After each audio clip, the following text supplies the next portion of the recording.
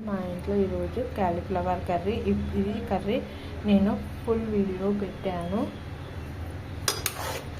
ఈరోజు వచ్చేసి cauliflower and chapatis, fried rice, white rice,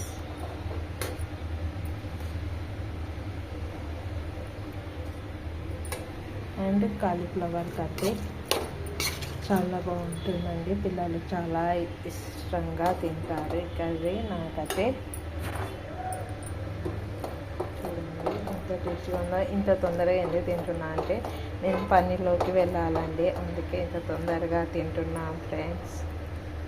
చూడండి సూపర్ ఉంది.